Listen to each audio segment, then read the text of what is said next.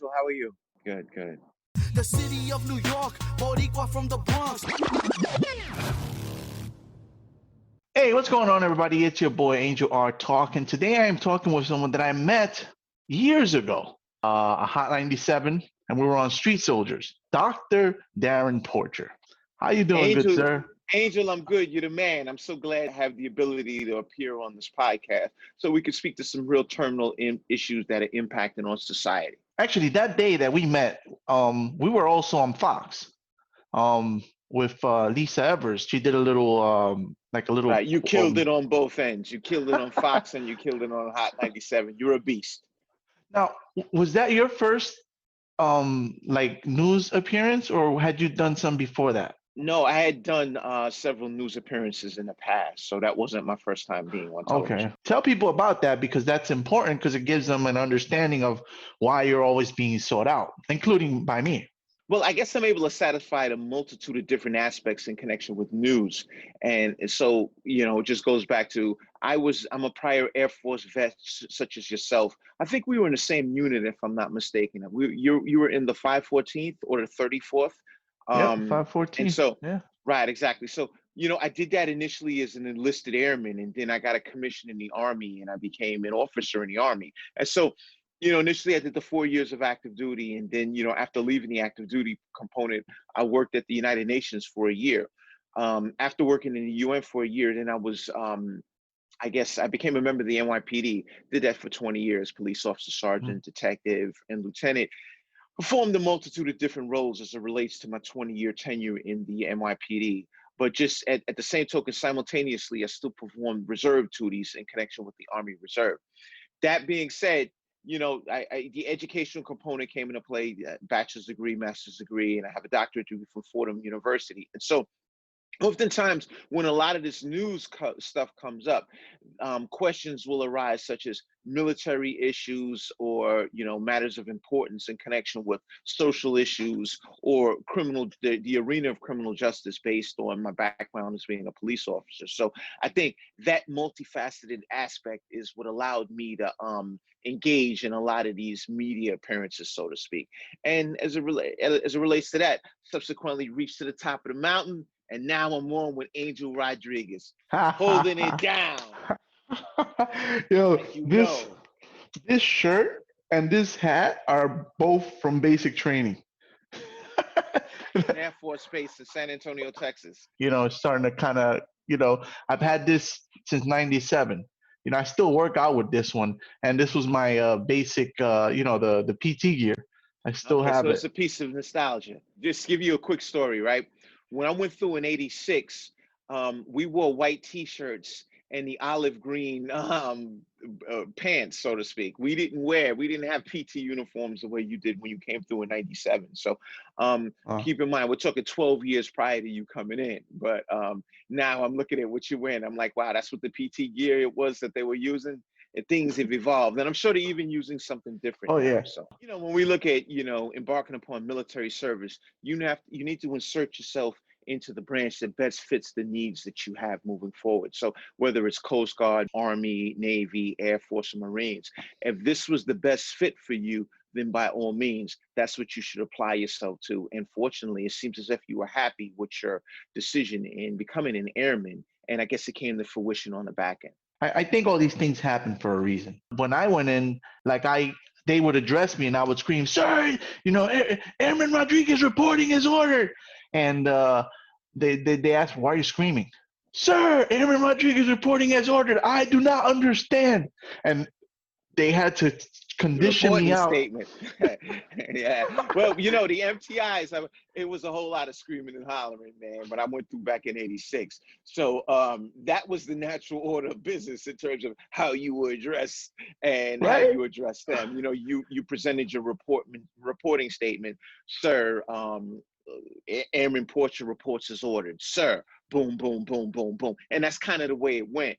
And it was very loud and a boisterous tone, so to speak. But I guess as time progressed, things have Right. kind of trickled down, so to speak. And, it's a very different military now in comparison to when I was in, because I came in, it was 12 years after the Vietnam War ended. So a lot of the NCOs that I had in my Oh, command structure were prior Vietnam veterans. So a lot, you had that carryover from that administration was prevalent when I came through. And so when you look at reforms and things to that effect, because when we look at, drug use during Vietnam and things to that effect, there was a real seismic shift that occurred within the United States military as a result of what happened in Vietnam. And I was kind of caught up within that causeway and transitioning from the old military into the quote unquote new military. But I think it's something that's always revolutionizing. So like when we look at where they are right now, totally different military now in comparison to when I came through in '86. my nephew just went through boot for the Marine Corps, and he told me they were really hard on him and screamed and treated him. I mean, even when I went in, they wouldn't touch us. So if he had to adjust something on me, my TI, he would ask permission. Rodriguez, may I touch you? And Rodriguez, may I put my hand around your neck for a moment? Like they would request verbal permission for whatever it is that they were gonna do to you, and Right. then proceed to choke you. It was Dress more, down, right? yeah. They gave me a nice, But you want talking to hear to. something really crazy? Like when I went into the Army, I thought it was going to be, I felt for me, You had to do boot, was right? You had to do their no, boot. no, no, no, no, because I Oh, went in as an officer, so I went through something that we refer to as an officer's basic course. And okay. so, that being said, I felt that the Air Force for me was harder than what I did in OBC. Um, I mean, there was field time. Like in Air Force, we didn't have field time in boot camp, and All right, all right. the officer basic course was longer than than boot camp in the Air Force. I did more in the Army's officer basic course. Like, all right, I don't know if you remember, you may not be familiar with Camp Bullis. It was a place in San Antonio, Texas, but it was basically a field, field bivouacs that you partook in for 2 weeks. That Oh, wasn't bad. And you then we did did you a did lot that more. you did that in I'm the sorry. Air Force during Air Force No, no, bases? no. When I left the Air Force Oh, and in the went into the Army. Army, right, Gotcha, exactly, went through gotcha, the gotcha. officer's basic course, there was more of the, I want to say the physical training was more demanding, and we did a lot more self-defense. We did this thing called combatives. And Mm. but outside of that, I believe it or not, for me, I thought the Air Force was harder because like the alignment of things in the wall locker and how you had to like Yeah. iron t-shirts and stuff like that. Things Socks, needed to be underwear. flush. Right, right, right. Things needed to be so flush. Like I didn't know how to do any of that shit back then. So like, and another thing was, I guess when I went through the Army, when I went through the officer's basic course in the Army, I was far more mature, and I already Mm. had this was my second bite at the apple in connection with military service. So there were Right. people that were coming in like straight out of college, and they didn't really have an understanding as to what military life consisted of. So I think that part worked out well for me. So like marching and a lot of that other stuff, it was second hat for me. So it was relatively easy. But Right. yeah, the Air Force, like I said, for me, that one was more challenging going through basic training Mentally, because probably, right? The mental aspect of it. the You whole know, shit, the whole thing, like, and then yeah, physically, I think we only ran like maybe a mile and a half when I went through. mm, So we did far more. The runs in the Army were much longer. Like we were doing 4 mile runs, 5 mile runs, and stuff like mm. that. And that wasn't happening when I was in the Air Force. But the PT was far more demanding. But I think I was also in much better shape. Not that I was in bad shape because I was 19 when I went through Air Force boot camp, but I was um I was older and I was in far better shape. And so I just think that that kind of helped me a lot in terms of getting through with the runs and stuff like that. That wasn't a problem. Um, Mm. there was also more I want to say the classroom instruction was far more involved and detailed in the Army for me, because remember, they're training you to be an officer. So there was, Right. the purview of instruction was very different than like what I did in the Air Force. It wasn't really that difficult, the classroom instruction. But overall, I thought it was harder for me when I went through the Air Force boot camp than it was when I went through the officer basic course in the Army. Wow. It's probably the age and the experience. I think even within the first 2 weeks of basic training for me, there was a major shift. That's I the was, hardest time, man. yeah, That's the hardest man. time. I was in there You're in oh crying shit and mode. You're in yeah, oh shit yeah. mode. The first 2 weeks, like, yeah, you're looking for the wall. You're like, yo, Trying to how am get I gonna, out, you know. what the hell did I do? Why did I sign up for this, right? And I then was in your mind, you're saying crying to yourself, and damn, the Air Force this is supposed to be the easy one here, yeah. right? I didn't know that they're doing all of this. I can't. I'm having a hard time here. Imagine if I would have went to the Marines, or I'd be getting ripped apart right now. But after those first 2 weeks, I adapted, and Right. I was like a machine. I K-15. excelled. Like I don't want to use the word institutionalized because of the No, I got you. context I of got institutionalized, but I you. felt like this was, like a fish in water. After those first 2 weeks, I was just cruising and I loved it. I actually didn't want to leave. You went to Shepherd for your tech school? Yes. Wichita Falls, Yeah. Texas, right? It's I funny. I thought the food at Shepherd was actually pretty good in the dining hall.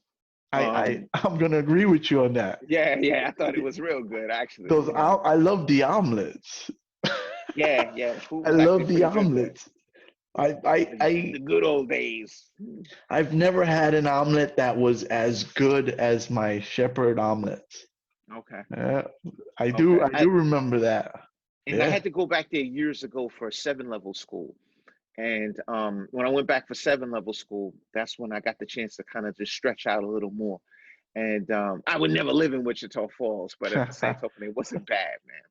So you also did, as you mentioned in the beginning, a long period with the NYPD. Um, how do you how do you feel about the current environment? What was my assessment of what's going on right now in connection with the current It just- culture or climate, so to speak? I yeah. really think that this is a real echo and sentiment of the failed policies of the Deblasio administration. He, in no way, shape, or form, had his hand on the pulse. Based on him Mm, being out of touch, the public safety of the 8.5 million citizens in New York have suffered as a result of his inability to act accordingly. There's been a series of different provisions that he's enacted that has subsequently taken the city back 30 years as opposed to progressing us to a different place. And it's so unfortunate because when he was elected as mayor, he walked into a schematic that was sound under the Bloomberg administration. And in no way, mm, shape, or form am I a person that touts the successes of Bloomberg. But I think what Bloomberg did was he just basically retrace the steps of the Giuliani administration in connection with public safety. And so it wasn't really a hard fix for him, so to speak. I shouldn't say there was no fix. But then when we went into the de Blasio administration, he did the same thing. He just retraced the path of the de Blasio, of the Bloomberg administration. But in the wake of the death of George Floyd, that's when things just kind of got chaotic and out of control. And he didn't have a true understanding or recipe for success and repair. And so as a result, things just went hog wild. We had shootings that reached meteoric numbers. There has mm. been no answers from the public safety sentiment in connection with the police department. The police officers, or I should say the police department as a whole, are the avid professionals, and as a result of them being the practitioners, we need to let them do what they do best in terms of securing the city accordingly. I walk down the street, there's thousands of people riding bicycles the wrong way, doing all types of crazy things, lighting on fire. Just this summer, for example, I Mm. felt like I was in fucking Afghanistan or Iraq in terms of the number of fireworks that I heard, and there was nothing done. He was very specific in trying to have the officers reframe as opposed to being proactive. All And when right. you have a situation or a crisis that's plaguing the city, such as what we've seen over the last couple of months, you need to be proactive and not reactive. The shit show that occurred down by City Hall when we had people literally bomb that area with graffiti and property damage and things to that effect. And he, in no way, shape, or form, drove a proactive strategy to, okay, we need to get these assholes the fuck out of here and clean up the city. He just kind of sat back, let it happen, and they subsequently destroyed the city block by block. When you look at what happened on 34th Street, when they ran in and looted Macy's, when you look at what happened on Fordham Road in the Bronx, when they ran in and looted that area, the same holds true when they went down into the Tribeca area and looted all of those high-end stores. This was a failure of the Deblasio administration. Nothing was done. Absolute worst man that I've ever seen in the history. And I go back to, I was a cop back in the 90s during the crack epidemic, whereas the crack wars were destroying the city of New York. We were upwards of 2,200 homicides. But the one thing that did happen under the Dinkins administration was he had a somewhat of a pedestrian strategy as it relates to public safety initially, but then it got to a point towards the end of the administration, the gloves came off.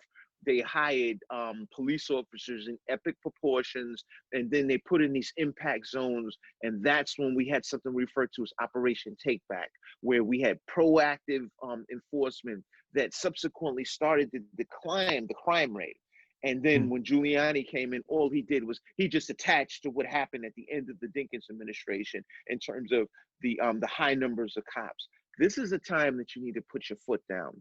You have to put your foot up people's asses when the shit is not going the way it's supposed to. When I tell you put your foot up somebody's ass, I'm not telling you to whip somebody's ass, but what I'm telling you is now is the time we need to implement a level of omnipresence and go after these people that are bringing illegal guns into the city. They're plaguing our city with violence. They're shooting off fireworks at these crazy hours. It's not happening so much now, but compared to what was happening in the past, we need to do something. We have a gazillion people riding bikes committing to awful acts of fuckery that are going basically with impunity. Every time I come outside, if it was up to me, I would take all of those city bikes, round them up, and run them into the goddamn sea. When we look at how you have these delivery people that are on cell phones with these motorized bicycles, and they just don't give a flying fuck. They'll go down the wrong way. They'll go down the right way. They'll run you over on the goddamn sidewalk, and it doesn't matter. And you know what? Nothing is being done about this shit. And this is all a testament to Mayor de Blasio, the public advocate, Jumaane Williams, and Corey Johnson, who is the president, or I should say the speaker of the city council. Those three lunatics need to go in the catechism of fuckery and being run into the sea. You really want to know how I really feel? Yeah, I was going to say, why don't you go ahead and tell us how you really feel? Now that we got that out of the way, I'll tell you how I really feel about this. The 80s and early 90s, New York didn't feel safe. It was crazy. The diss that we used to do was your mom works at 42nd Street. You know, and you know what that implied back then, right? Yeah, You know, that was the diss back then. Oh, yeah, your mother works at 42nd. Now it means, oh yeah, she does work at the M&M store, you know, at 42nd Street. It's an entirely different thing. But I've been feeling like New York has been regressing towards that type of an era. 100 miles an hour. Ever since COVID hit, it really, you know, I mean, next door to me, there's already been 2 shootings, including a drive-by. I'm talking about like right downstairs. The bullet holes are still at the building, you know, and I live in a nice, quiet neighborhood, you know. I don't know what's going on. I've been trying to figure out who's running now, who's in there, to see if there's someone who's going to be able to take the reins and sort this out, because, you know, it's not, I feel like I'm walking the streets and I happen to become the 17-year-old kid who walked around in the South Bronx just to be able to walk down my block and not get eaten alive, you know? I mean, this is crazy, you know, and nothing is being done. There's no solution. There's no plausible alternative to take us to a better place. We hear speeches and not solutions from Mayor de Blasio. We just recently had the chief of patrol in the NYPD, Fausto Pichardo, step down because he was engaged in a cantankerous relationship with the mayor in relation to what the crime control strategy should be moving forward. We look at bail reform. We're operating something I refer to as a catch and release stream. People get locked up and they're out in 2 hours to commit more crimes. And this runs Wow. consistent with de Blasio's policies that are not good for New York. I just think that at what point does he put his finger to the pulse and say, okay, enough already, let me get something done? And we look at a lot of the failed policies in connection with Thrive NYC, where we had $900 million that has since gone unaccounted for based on a program or project that he and his wife were funding or managing in connection with helping or providing assistance to the homeless. And then we move forward to we see defunding the NYPD by $1 billion. I know where that $900 million went. You know what I mean? That went to De Blasio's personal coffers, and the defunding of the NYPD by $1 billion is being used to basically re-up those funds that were lost under the Thrive NYC. It's just a real problem, and the city is just going backwards. We look at the mass exodus of people in New York that are a lot middle of to upper income. You know, we look at moving commercial companies. properties. The moving Yeah, companies have said that this is the busiest they've been in years. and what it does is it impacts on the city socioeconomically, because that's a recession in tax revenue that's definitely needed in terms of the resurgence in the wake of after the COVID-19 pandemic. The COVID-19 pandemic is not over. We're still in the process of going through it, but this is another example of mismanagement from City Hall, which clearly shows that this wasn't the guy that should have been in office. And I was never a fan of his from when he was the public advocate. I felt that he was just basically a bag of hot air that had no solutions in all speeches, and this subsequently came to fruition as we see right now. The city is under siege, man. And then one of the things that I look to is, like him or not, Donald Trump being the president, if you need federal funds and you are the New York City mayor, this is the time that you need to employ a level of diplomacy. Don't go in and say, fuck you, you're not shit, I hate your guts, and then expect to come and sit down with the president and him allot a grant of billions of dollars to the city. It's not going to happen. And if you want to be a That's plausibly real talk successful, right there. right? If you want to be People a they won't like to hear that, right? yeah, But yeah. it's real talk. If you Yeah. want to be a plausibly successful elected official, you need to be able to employ diplomacy through the active discourse, not just you're not shit, this is what it is. And then another issue is de Blasio and Como. These are Como is another zero. The state police have 5,000 state troopers for the entire state of New York. The NYPD has 36,000 cops just for New York City alone. They got into a posturing competition between de Blasio and Como. And so what Como does is he now deploys a contingent of state troopers into the city, which are doing absolutely nothing outside of sitting on the side of highways and issuing summonses. And this goes back to the citizens of the state of New York are paying a tax revenue out of their tax dollars to support that contingent of state troopers that are here in New York City. I would have been in a wholehearted agreement for having state troopers in New York if you position them in the hot zones where we're experiencing the meteoric rise in gun violence. If we send them to Brownsville, we send them to Harlem, we send them to the South Bronx, and merely place them in a component of omnipresence.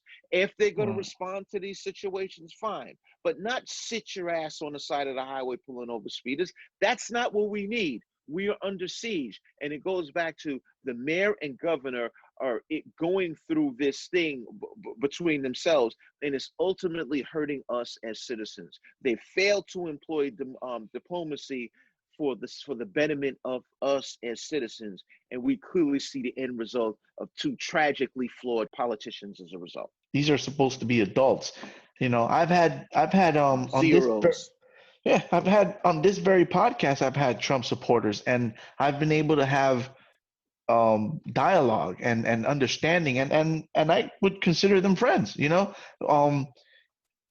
How can we little people, right, do this, but these people at the position of power can't have can't have a dialogue.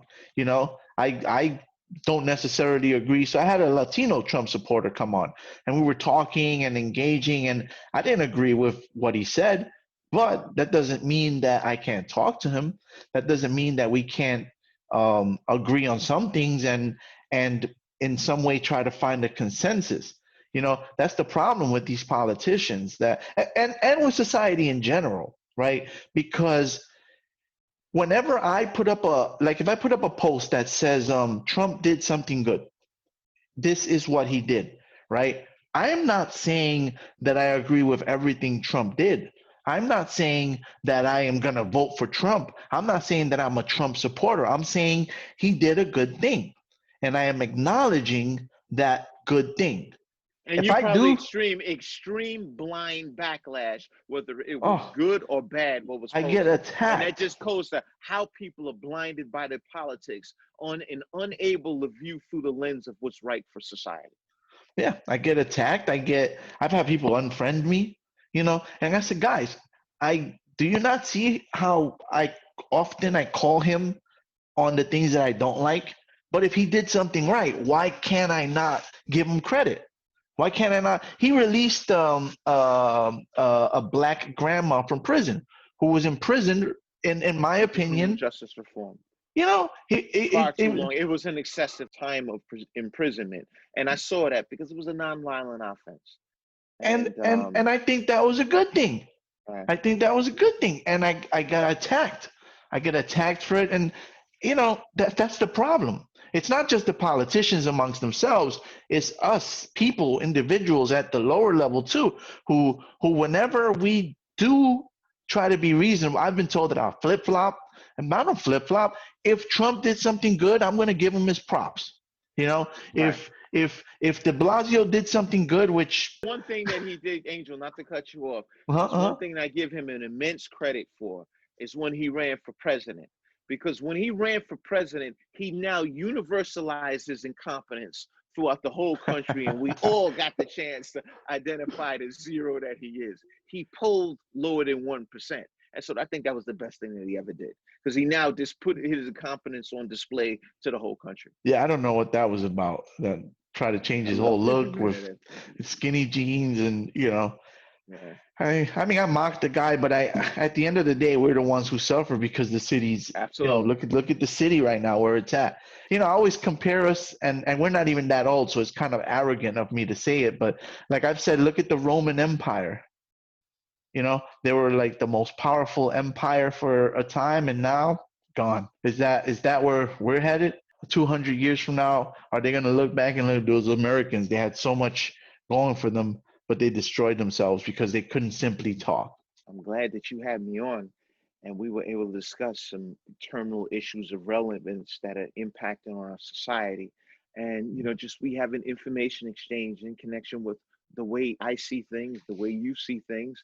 And hopefully, as we gradually progress as a society, we will better enable ourselves to sit down at the table and engage in an information exchange that puts us in a better place, as opposed to being torn apart by the separation and division that's been plaguing us over the last few years. We'll see what happens. Yeah. All right, brother. Well, once again, man, it was a pleasure being on with you, and hopefully it's I good can talking appear to you, again man. sometime in the future. Yeah, for sure, man. It's good talking to you, brother. All right, Angel. All right, take care of yourself. All right, be easy, man. Take care. All right, you too. You are listening to the NYC Talking podcast. www.nyctalking.com. Please like NYC Talking on Facebook. Please follow Angel R. Talk on Twitter and Instagram. We are NYC Talking, the realest lifestyle blog ever. Thanks for listening.